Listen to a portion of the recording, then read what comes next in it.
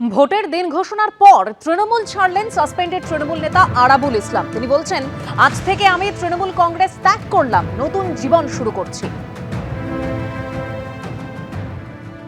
আমি ওনার কাছে কৃতজ্ঞ। আমি ওনার সামনে রেখে আজ থেকে আমি তৃণমূল কংগ্রেস ত্যাগ করলাম, নতুন জীবন শুরু করছি। আপনার দল ত্যাগের জল্পনা উঠতেই আপনি নাকি আইএসএফ এ জয়েন করছেন, এরকমটা জল্পনা উঠছে। সেই ব্যাপারটা কিছু বলবো না, সেটা পরবর্তীতে আপনারা নিশ্চয়ই জানবেন। জানা যাচ্ছে আপনাকে নাকি বহিষ্কার করা হয়েছে। হ্যাঁ, বহিষ্কার কি আছে তাতে? বহিষ্কার হতেই পারে, বহিষ্কার আছে। আর অন্য বহিষ্কার থেকেও তো অন্য কাজ করেছি। নতুন জীবন, আমি নতুনভাবে আবার আমার নতুন জীবনকে শুরু করতে চাই। এই মুহূর্তে আবহাওয়ার খবরের দিকে নজর রাখবো। কলকাতা জুড়ে প্রবল ঝড় বৃষ্টি, আলিপুর সেন্ট্রাল জেলের কাছে গাছ পড়ে বিপত্তি। আলিপুর সেন্ট্রাল জেলের কাছে গাছ পড়ে বিপত্তি, প্রবল ঝড় বৃষ্টি কলকাতা জুড়ে। এখনো ঝড় হচ্ছে, বৃষ্টি হচ্ছে। আলিপুর সেন্ট্রাল জেলের কাছে গাছ উপড়ে বিপত্তি সৃষ্টি হয়েছে।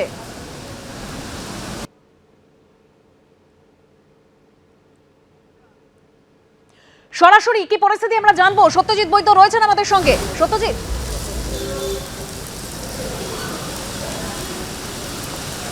দেখো, এই মুহূর্তে আমি যেখানে দাঁড়িয়ে আছি, অর্থাৎ আগের যেটা সেন্ট্রাল জেল ছিল, যে জেল মিউজিয়াম, তার যে গেট, সেই গেটের সামনে গাছ ছিল। তুমি দেখতে পাচ্ছ যে মস্ত গাছ, বহু পুরনো গাছ। সেই গাছ কিন্তু আচমকা সন্ধ্যাবেলা যে ঝড় বৃষ্টি হয় সে সময় পড়ে যায়। এবং তুমি জানো এই রাস্তা জাজেস কোর্ট রোড ক্রসিং, এবং এইখানে কিন্তু ব্যস্ততম রাস্তা। এখান দিয়ে তখন একটি বাইক যাচ্ছিল, যে বাইকে দুজন আরোহী ছিল। যেমনটা জানা যাচ্ছে, প্রত্যক্ষদর্শীরা যেমনটা জানাচ্ছেন যে দুজনেই গুরুতর জখম হয়েছেন। তাদের ইতিমধ্যে এসএসকেএম এর ট্রমা কেয়ারে নিয়ে যাওয়া হয়েছে, এবং এখনও পর্যন্ত গাছ সরানো, গাছের যে গুড়ি, গাছের যে ভাঙা অংশ, সেগুলো সরানোর কাজ চলছে। এবং যে কারণে এই রাস্তাটা দেখতে পাচ্ছ যে গোটা রাস্তাটাই কিন্তু বন্ধ, বিপর্যস্ত হয়ে পড়েছে যান চলাচল। এবং তুমি এই যে জায়গাটা দেখছো, এই জায়গা কিন্তু মমতা বন্দ্যোপাধ্যায়ের বাড়ির থেকে একদম ঢিলছোড়া দূরত্বে।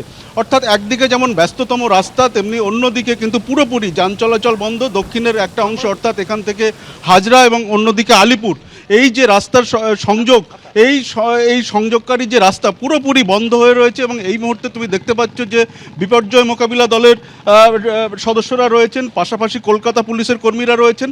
তারা কিন্তু কাজ চালাচ্ছেন, এবং যে কারণে রাস্তা পুরোপুরি বন্ধ রাখা হয়েছে, এবং মস্ত গুড়ি পুরোপুরি রাস্তার উপর এসে পড়ে, যে কারণে রাস্তার দুই সাইডে কিন্তু যান চলাচল পুরোপুরি বন্ধ। এবং এই মুহূর্তে যা পরিস্থিতি দেখা যাচ্ছে যে আরও বেশ কিছুক্ষণ সময় লাগবে এই পুরোপুরি যান চলাচল স্বাভাবিক হতে। এবং সন্ধ্যের যে ঝড় বৃষ্টি হয় তাতে আচমকা এই গাছ পড়ে, যেহেতু ব্যস্ততম রাস্তা, সে কারণে একটি বাইক যাচ্ছিল, সে বাইক আরোহীর উপরে গাছ পড়ে, এবং দুজন জখম হন। প্রাথমিকভাবে যেমনটা জানা যাচ্ছে, তাদেরকে ইতিমধ্যে এসএসকেএমে নিয়ে যাওয়া হয়েছে। ধন্যবাদ সত্যজিৎ।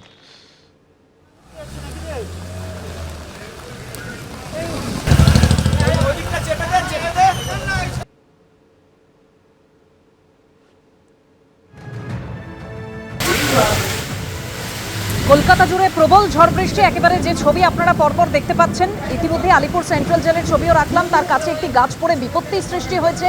একটি বাইকের উপর গাছটি পড়ে যায়, সেখানে দুজন জখম হয়েছে বলেও খবর পাওয়া যাচ্ছে। এটা হলো চিঠি যেটা মুখ্যমন্ত্রী মমতা বন্দ্যোপাধ্যায় এই চিঠি দিয়েছেন মুখ্য নির্বাচন কমিশনার জ্ঞানেশ কুমারকে। কি কারণে এই চিঠি? এই যে ভোটের আগে এক ধাক্কায় প্রশাসন পুলিশের শীর্ষ স্তরে বড় রদবদল, অপসারিত মুখ্য সচিব থেকে ডিজিপি সিপি, সেই কারণে এবার জ্ঞানেশ কুমারকে চিঠি দিলেন মুখ্যমন্ত্রী। কি রয়েছে সেই চিঠিতে আমরা জানবো আমাদের প্রতিনিধি রাজর্ষি দত্তগুপ্তর কাছ থেকে। রাজর্ষি,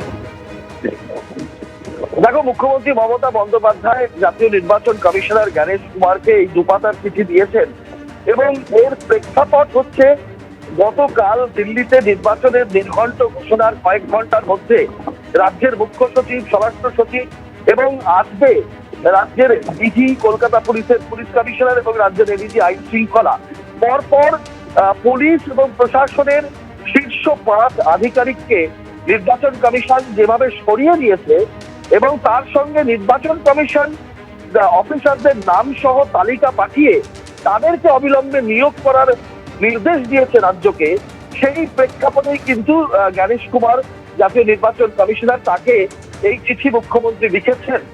এবং এই চিঠিতে ছত্রে তিনি যেটা বলেছেন যে কোঅপারেটিভ ফেডারেলিজম, অর্থাৎ যুক্তরাষ্ট্রীয় যে পরিকাঠামো রয়েছে, তাতে কেন্দ্র রাজ্যের যে কোঅপারেশন বা একটা যোগাযোগ থাকে, সেটার যে প্রথাগত ঐতিহ্য, সেটাকে না মেনে নির্বাচন কমিশন এটা করেছে।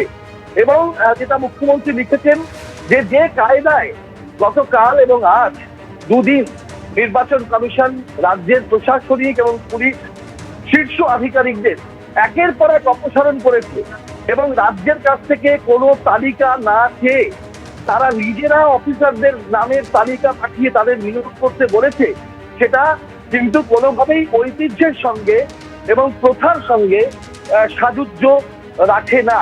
কারণ মুখ্যমন্ত্রী চিঠিতে উল্লেখ করেছেন যে সবসময় প্রথাগতভাবে যখন ইলেকশন কমিশন নির্বাচন কমিশন এই ভোট চলাকালীন বা ভোটের প্রক্রিয়া চালু হয়ে গেলে, নির্বাচন আচরণবিধি লাগু হয়ে গেলে তারপরে যখন এই ধরনের ট্রান্সফার পোস্টিং এর এখতিয়ার নির্বাচন কমিশনের কাছে থাকে, সেই ক্ষমতা যখন নির্বাচন কমিশন বাস্তবায়িত করে, প্রয়োগ করে, তখন প্রথাগতভাবে যেটা রয়েছে সেটাতে যে সবসময় রাজ্যের সাথে কনসাল্ট করে, মতামত নিয়ে, আলোচনা করে, কথা বলে সেই ট্রান্সফার পোস্টিং এর অর্ডার এক্সিকিউট করা হয়, অর্থাৎ কার্যকর করা হয়। শুধু তাই নয়, প্রথাগতভাবে মুখ্যমন্ত্রী যেটা লিখেছেন চিঠিতে যে সবসময় এই ধরনের ট্রান্সফার পোস্টিং এর ক্ষেত্রে রাজ্যের কাছ থেকে প্যানেল অফ অফিসার, অর্থাৎ কোন অফিসারদের নিয়োগ করা হতে পারে তার একটা সম্ভাব্য 3 জন অফিসারের নামের তালিকা চেয়ে পাঠানো হয় প্রত্যেকটা পদের ক্ষেত্রে,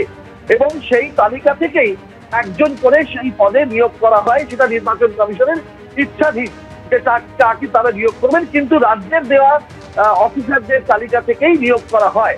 কিন্তু এখানে যে ঘটনা ঘটেছে, যে গতকাল মুখ্যমন্ত্রী লিখেছেন যে নির্বাচনের প্রেস রিলিজ ইস্যু করার কয়েক ঘন্টার মধ্যে একজনের পর একজন রাজ্যের মুখ্য সচিব থেকে শুরু করে একজনের পর একজন রাজ্যের প্রশাসনিক আধিকারিকদের অপসারণ করেছে নির্বাচন কমিশন। এবং তিনি বলছেন যে একেবারে নিজেদের দিক থেকে তারা ইউনিল্যাটারাল প্লেসমেন্ট দিয়েছেন, অর্থাৎ নিজেদের দিক থেকে নির্বাচন কমিশন তালিকা পাঠিয়ে দিয়ে, অফিসারদের তালিকা পাঠিয়ে দিয়ে তারা নিয়োগ করতে বলেছেন। এবং মুখ্যমন্ত্রী তার চিঠিতে লিখেছেন যে স্লিপিং ট্রান্সফার, অর্থাৎ এই যে ঝড়ের গতিতে ট্রান্সফার করা হয়েছে সেইটা মুখ্যমন্ত্রী উল্লেখ করেছেন। এবং সেটার বিষয়ে তিনি বলেছেন যে কোনো যুক্তিগ্রাহ্য কারণ না দেখিয়ে নির্বাচনের কাজে এই সব পদাধিকারীরা কোনো নিয়ম লঙ্ঘন করেছে এমন অভিযোগ না থাকা সত্ত্বেও তাদেরকে আচমকা অপসারণ করা হলো, তাদেরকে সরিয়ে দেওয়া হলো এবং তাদের জায়গায় নতুন অফিসারদেরকে নির্বাচন কমিশন নিজেদের দিক থেকে নিয়োগ করলো, নিজেদের ইচ্ছে মতন নিয়োগ করলো।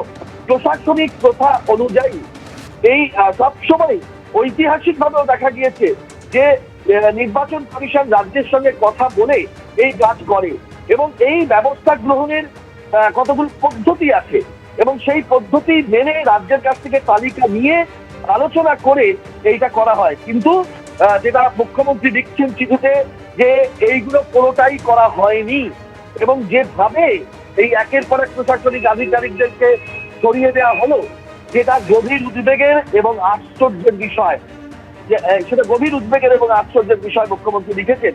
এবং তিনি বলেছেন যে এইটা যেন ভবিষ্যতে যখন নির্বাচন কমিশন আবার এই ধরনের সিদ্ধান্ত গ্রহণ করবে তখন যেন প্রথা মেনে, ঐতিহ্য মেনে এবং এই কেন্দ্র রাজ্যের বা নির্বাচন কমিশনের সঙ্গে রাজ্যের সম্পর্ক বা যুক্তরাষ্ট্রীয় পরিকাঠামো, এই বিষয়গুলো ভেবে যেন পদক্ষেপ করেন, সেটাই তার বক্তব্য। এবং সেই বক্তব্যটাই তিনি পরিষ্কারভাবে 2 পাতার এই চিঠিতে উল্লেখ করে নির্বাচন কমিশনারকে জানিয়েছেন।